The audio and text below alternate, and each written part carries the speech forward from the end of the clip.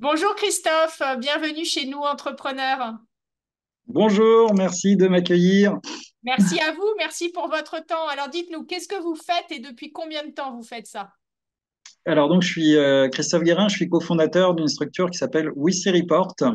WC Report, ça veut dire report de signaux faibles en anglais pour la petite histoire.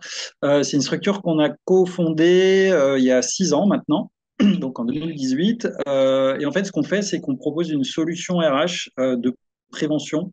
Quand je parle de prévention des risques d'absentéisme, des risques psychosociaux, des gros enjeux qui touchent toutes les entreprises aujourd'hui. Et nous, notre objet, c'est de contribuer à lutter contre ces problématiques-là et à améliorer le bien-être au travail. Pour ça, on a développé une solution numérique. D'accord. Euh, donc, c'est vraiment un outil numérique qu'on propose aux entreprises. Et cet outil-là, il va permettre tout simplement de repérer, d'identifier ce qu'on appelle les signaux faibles, c'est-à-dire les salariés qui commencent à rencontrer un certain nombre de difficultés avec une approche vraiment de prévention proactive et individualisée. Donc voilà ce qu'on a développé depuis un peu plus de 6 ans maintenant. Voilà, donc on travaille évidemment en B2B sur une approche voilà, plutôt centrée vers les équipes ressources humaines ou les managers, euh, voilà, de façon très, très large. Voilà, on est en plein dans l'air du temps là. Alors il y a 6 ans, il n'y avait peut-être pas encore le sujet, mais là, depuis le Covid, on est en plein dedans là. Alors non seulement on est en plein dans l'air du temps, mais j'ai envie de vous dire que tous les indicateurs qu'on a tous, hein, ils Oui. sont même plutôt alarmants, parce qu'on voit bien qu'il y a une vraie dégradation de la situation au travail, sans vouloir noircir le tableau. En tout cas, je dis souvent, en fait, on en parle de plus en plus de ces enjeux, mais pour autant, la situation continue à se dégrader. Peut-être qu'il faut se poser des questions sur comment on appréhende ces sujets. Peut-être qu'il faut innover, chercher d'autres solutions, d'autres approches. Nous, c'est ce qu'on essaie de proposer à notre niveau. Mais en tout cas, c'est des enjeux qui sont très, très forts, effectivement. Et pour la petite histoire, nous, si on a voulu travailler ces enjeux-là, c'est d'abord pour sécuriser les parcours des personnes en situation de fragilité et notamment de handicap. D'accord. Et cette approche signaux faibles-là, c'est pareil. À l'époque, signaux faibles, il y a 6, 7, 8 ans, quand on a commencé à maturer le projet, on n'en parlait pas trop. Aujourd'hui, si vous regardez bien, c'est rentré complètement dans le langage courant. Ouais. Tout le monde en parle, même les ministres, tout ça. Euh, donc il y a vraiment quelque chose aussi autour de ça. Euh, mais pour autant, est-ce qu'on sait bien ce que c'est? Ça, c'est un autre débat. Et alors, aujourd'hui, j'utilise votre solution, je la mets en place dans mon entreprise. Vous m'apportez aussi des solutions pour, entre guillemets, j'arrive à identifier mes signaux faibles, enfin les signaux faibles sur des salariés. Est-ce que vous m'apportez aussi des solutions pour, entre guillemets, bah, remotiver un salarié et remettre en place une dynamique? Alors aujourd'hui, nous directement, non, D'accord. on n'est Ok. pas dans cette logique-là. Pourquoi? Parce que l'idée, c'est de pas être jugé parti. Ok, très bien. Super. Voilà, premièrement. Et deuxièmement, parce que notre rôle, c'est vraiment d'identifier, d'aider l'entreprise à identifier ses collaborateurs qui sont sur une situation de fragilité. Une fois que ce travail d'identification il est fait, comme il est fait très tôt, en règle générale, les solutions, on les a facilement en interne. Et D'accord. l'enjeu, c'est aussi que l'entreprise puisse vraiment se saisir de ça, parce que, comme je disais, les réponses, elle les a. Mais forcément, comme on n'a pas repéré la situation, on ne la traite pas et on la traitera Oui, bien quand sûr. ça sera visible, c'est-à-dire quand le salarié sera vraiment en situation d'absentéisme, en grande difficulté, etc. Et là, l'entreprise sera bien obligée de traiter. D'accord. Nous, on va essayer de l'amener à traiter plus tôt. Ouais, mais c'est déjà un enjeu hyper important et c'est une éducation sur les RH, le monde de l'entreprise, etc., qui doit être énorme en fait, hein. Ouais, ouais, tout à fait. Alors justement, qui est votre meilleur client aujourd'hui? Vous vous adressez à qui? Alors déjà, j'ai envie de vous dire, j'ai pas de meilleurs clients. Moi, tous Ah mes oui, c'est clients ça. sont mes meilleurs clients. Ouais. C'est ça. Par définition. Donc nous aujourd'hui, on travaille effectivement en direction de tout type d'entreprise. Ça peut être une grosse PME comme un grand groupe, un grand compte, une ETI, tout secteur confondu. D'accord. Même si on voit bien que donc on n'a pas une approche sectorielle, même si on voit bien que dans certains secteurs, ce sont des enjeux qui sont encore plus prégnants que dans Bien d'autres sûr. secteurs. Bien sûr. Et nous, ce qu'on essaye de faire, pour le coup, c'est vraiment d'accompagner effectivement nos partenaires à ce changement d'approche et ce changement de modèle, c'est-à-dire qu'au-delà d'un outil, d'une solution, ça ne reste qu'un outil. Donc, on va vraiment essayer d'accompagner la démarche. On ne met pas juste un outil à disposition. On va travailler avec nos clients sur la mise en place, sur l'adaptation du dispositif qu'on va proposer. C'est un outil qui est très souple, et donc, on va pouvoir réadapter à chaque contexte. Donc, tout ce travail d'accompagnement, on le fait avec tous nos clients. Donc, ce sont tous nos meilleurs clients. Très bien. Alors, quel est votre plus grand apprentissage depuis que vous êtes chef d'entreprise? Il y en a beaucoup. C'est très formateur des chefs d'entreprise. Ah oui, ça, je vous le confirme. Ouais. Je pense qu'on est tous d'accord sur ce Ah oui. point. Pour moi, qui n'avais pas de parcours entrepreneurial avant, qui a toujours plutôt eu un parcours salarié, dans le monde associatif qui plus est, essentiellement.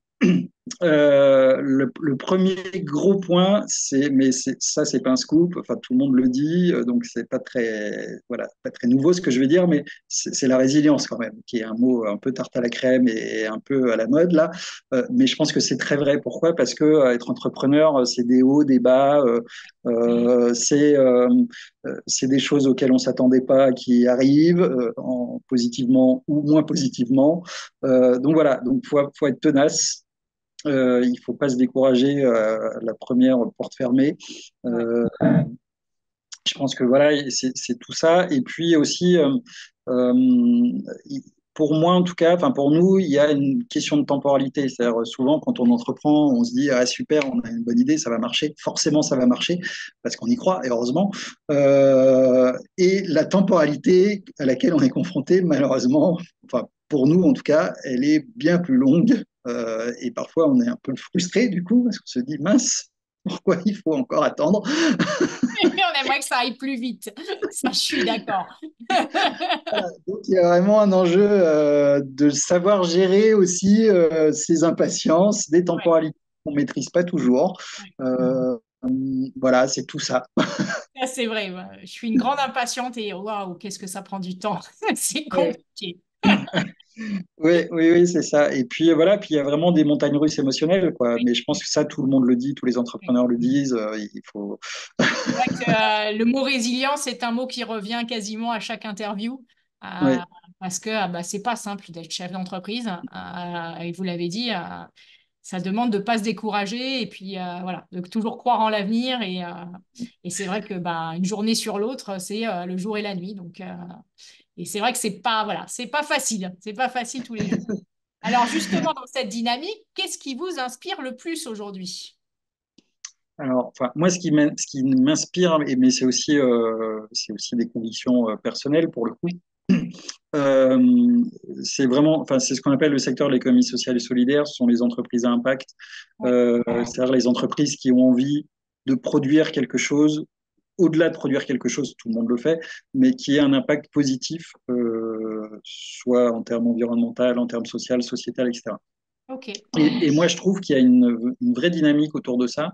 Il y a de plus en plus d'entrepreneurs sociaux. Nous, on essaye de porter aussi ça, très modestement.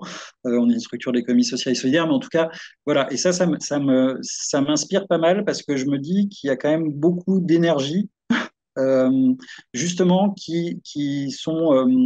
enfin, qui est développée au service de ces causes-là. Et je trouve qu'associer une démarche entrepreneuriale avec une finalité à impact social, bah, pour moi, c'est vraiment le combo gagnant, j'ai envie de dire. C'est clair. Et voilà. Et je vois qu'il y en a de plus en plus, donc je trouve ça plutôt chouette. Et alors, vous dites que vous voulez être dans cette dynamique-là. Vous avez mis en place des choses spécialement dans votre entreprise pour être une entreprise sociale et solidaire. Alors, nous, on est statutairement une entreprise sociale et D'accord. solidaire, donc ça, c'est un choix Ah, statutaire. On a un agrément ESUS, donc qui effectivement nous positionne dans ce champ-là. ok. Euh, et puis, nos missions ont une vocation d'intérêt social ou sociétal, puisque l'enjeu, c'est d'éviter des ruptures de parcours pour Sûr. des salariés, et pour éviter que voilà, les salariés se retrouvent sur des parcours chaotiques, sur des arrêts maladie longs qui auraient pu être évités, sur des risques psychosociaux qui auraient pu être évités, tout ça. Donc on est bien dans une logique d'essayer d'apporter une réponse à un enjeu voilà, social important aujourd'hui. Ok, ouais, bravo en tout cas parce que alors je connais pas votre parcours, mais voilà, on sent que vous êtes passionné et puis voilà. Puis c'est vrai que l'outil que vous mettez en place, si on peut aider des chefs d'entreprise ou des gens du RH, hein, mais à aider à ce qu'on soit plus heureux en tant que salarié, je pense que bah, c'est gagnant pour tout le monde, hein. Donc Exactement. c'est vrai que la situation post-Covid, elle est enfin voilà, aujourd'hui, le nombre de chefs d'entreprise qui n'arrivent pas à embaucher, qui n'arrivent pas à Ouais. recruter et donc qui sont contraints à des solutions bah, complexes, hein. C'est pas simple. C'est pas simple à Ouais. vivre aujourd'hui. Donc, bravo si vous trouvez quelque chose qui peut permettre d'aller de l'avant. Alors, à quoi ressemble l'avenir et quels sont, selon vous, les défis que vous allez devoir relever? Alors, il y en a beaucoup des défis. À quoi ressemble l'avenir? Je ne saurais pas vous répondre à cette question puisque je n'ai pas de boule de cristal et c'est aussi peut-être le propre des entrepreneurs, c'est que même si on projette des activités, même si on fait des beaux business plans, etc., après, voilà, il y a une réalité qui peut être différente. Voilà, en tout cas, pour ce qui nous concerne, nous, notre enjeu, comme beaucoup aussi d'entrepreneurs et beaucoup de porteurs de projet, c'est de trouver, on va dire, vraiment de trouver notre marché. Ok.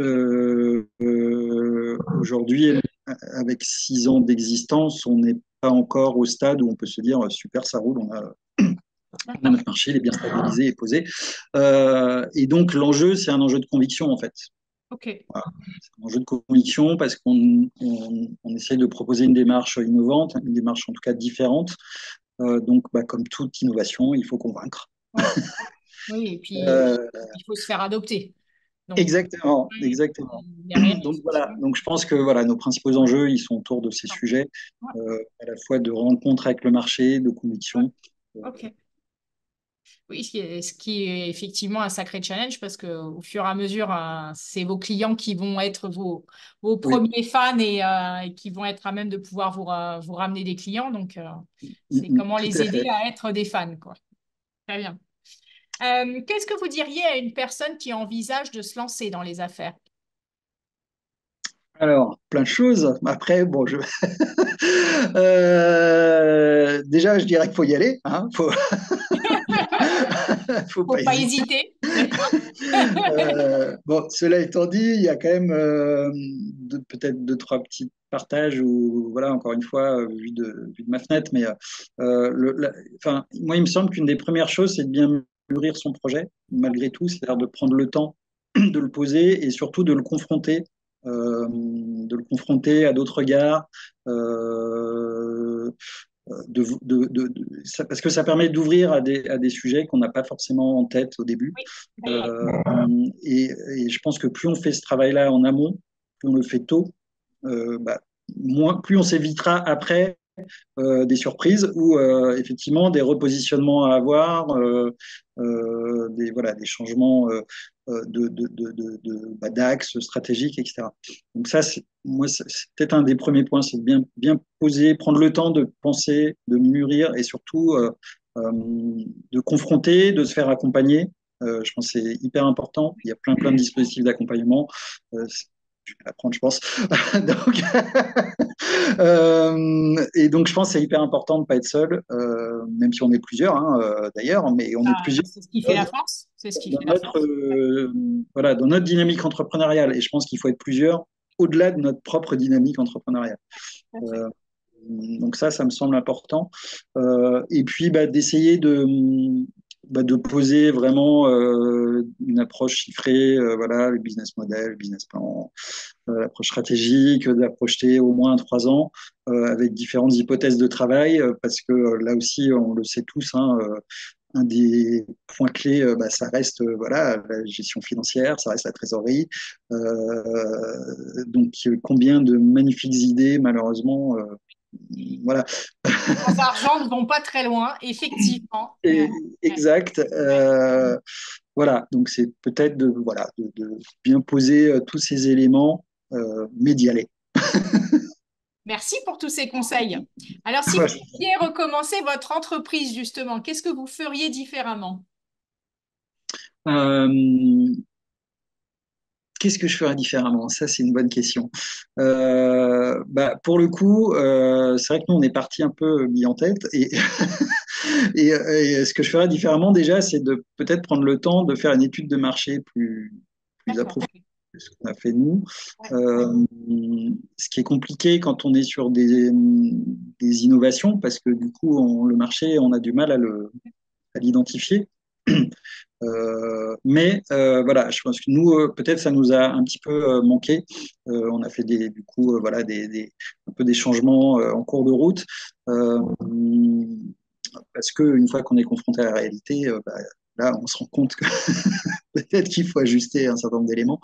Euh, voilà.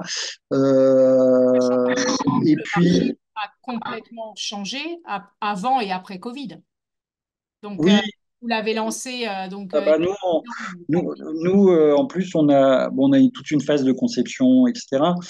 Mais la première version de l'appli, puisque c'est un ouais, outil numérique, a ouais. été prête pile en mars 2020. Ah oui, bah, pile poil, nickel. Donc c'était parfait. Parfait. Alors C'était là, le parfait. test, il a été puisque, probant. euh, Alors que- là, il n'y avait que des signaux forts, il n'y avait pas de signaux faibles. Tout le monde n'était pas là. Exactement. Donc forcément, ça a un peu modifié Ah, notre ouais. calendrier, Ah, hein. c'est clair. C'est clair. Mais, Donc, mais bon, ça, tout le monde a été confronté à ça et personne ne pouvait non, l'anticiper. non, Mais non, voilà. Et puis peut-être aussi ce qu'on ferait autrement, euh, c'est de, c'est aussi d'investir vraiment sur les actions qui vont pouvoir tout de suite contribuer au développement de l'activité. Euh, voilà. ouais. Alors, où est-ce qu'on vous retrouve si on veut en savoir plus sur votre offre, sur ce que vous faites? Vous avez un site internet? Alors, tout à fait. On peut déjà nous retrouver sur notre site web, wisireport.com, W-E-S-I et report, tout attaché. Il n'y a pas beaucoup de WC Report, donc normalement, vous arriverez directement. Normalement, on se retrouve chez vous. Super.